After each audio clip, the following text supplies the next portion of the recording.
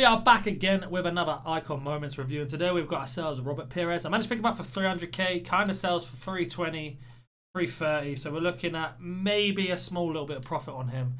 That being said, let's have a look at the card. He is 6'2", high medium, 4-star, 4-star. One thing I've always found with Robert Pires is he's a little bit lagging in terms of left stick dribbling because he's so big. Got fantastic acceleration, sprint speed. The balance and agility could be a little bit higher for someone at 6'2".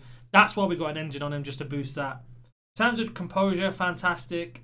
Short pass, long pass, fantastic. Long shots and shot power could definitely be increased. So there is already conflicting decisions on chem styles there for you. In terms of trait, finesse shot, which is fantastic. And him being right-footed on the left-hand side means he can cut in and shoot. We are going to go play some gameplay now. If you're not interested in gameplay, what I'd recommend doing is skipping past it because we will be on Footbin, looking at the best chem styles, his price, and what I think of the card overall. So that's something you're interested in, skip ahead to that. But if not, let's go jump into some gameplay highlights. Just quickly, this is the formation we are going to be using Pires in. So he's going to be on the left-hand side in a 4-2-3-1 with Fakir and Messi and Ben Yedder up front and the two along the line. If that doesn't work, we'll switch to a 4-3-2-1, I believe it is, and he'll be playing as a left forward. A bit more attacking, but I don't think we'll need to use him for that. I think that's his best position there, left mid. Just be able to cut in and shoot. But let's go jump into that gameplay as mentioned. Here is our opponent's team. He has got some nice cards in there. Really nice team here to try and test out our Pires. We are doing this in Champs qualifiers, so let's see how we get on. We do get Pires on the ball nice and early. Again, immediately looking very big on the pitch. Nice turn, though, I have to say, using that 4-star, 4-star. Main thing for me is his ability to cut in and shoot. We did use our moments Ryan Giggs, who I was very, very impressed in. If you haven't seen that review, I'd recommend go checking it out. But that's his competition for today, for sure. Is he going to be better than Ryan Giggs? Up here, Ben Yedder, looking for that overlap. We've got it. Pires, Kia there. Very hard pass to play. Not the greatest at step overs, being so tall. What is he like at set pieces? Quickly, let's have a look. With that chem style, he's got 82 power, 85 accuracy, 98 curl, and 83 penalty. Pires making that run in again. He's really going to get behind the man, that's for sure. In terms of shooting there, the dribbling from the skill into exit doesn't seem to be the greatest. And that's what I mentioned before with this type of card. Shoots, gets a deflection, and we've managed to get a lucky goal there. That was very lucky, I have to admit. I'm pretty sure I got a deflection off the defender as he took a shot. Let's have a look here. It has took an absolute wicked deflection, but he is on the score sheet nonetheless. I have noticed he's very good at moving forward, creating chances, but because he's so big, or he comes across so big, his animation to shoot is a little bit lagging at times. So if you prefer smaller players, then yeah, that's got Fakir clean through. Absolutely lovely play. I don't believe my eyes. Pires has missed that. We had to play that there because our keeper was in a good movement. Good pass in though. Messi's offside. How has Pires missed that on his left foot? I don't know. 4-star weak foot there. That was an open goal. Let me know in the comment section down below if you saw that, whether you think that should have been a goal or not. Right, Pires once. Again there. Bit slow on turning straight into the pass. I wanted that layoff too. Very difficult to use. That is for sure. Very difficult to use. Could have had 2 or 3 goals. The goal he has had has been from a deflection. So far I'm noticing he's a little bit lagging on the ball. Again, that real long height is coming in. He's a bit slow on the pass. I do think he's more suited on the left-hand side.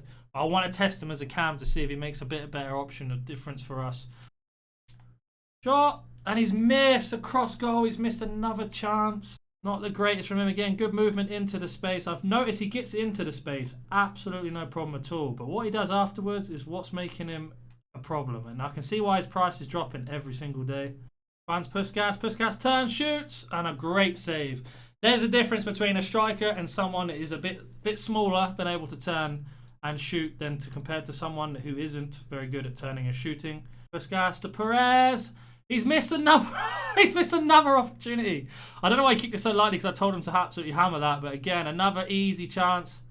Pires again. Wiggling his way through. Gets fouled. Very unlucky there. Pires picks it, bangs, and finally he scores for us. I've been trying so difficultly to get him into the space to score. He's finally capitalised. How many shots has he had so far? Pires, we had 13 shots overall. He has missed some absolute sitters. So Pires had 2 goals. He's had 12 shots, 5 on target, 3 off target, and 4 blocked. And that's down to his big body and his poor animation. This card is difficult to use. I'm an Arsenal fan if you're not aware, and Pires is a hero to me, but he is so difficult to use in this game.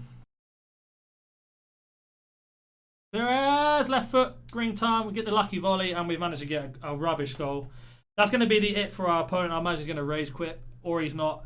Things I've noticed with Pires, he's much better as a cam, way more involved, less predictable, and you don't have to worry so much on his pace.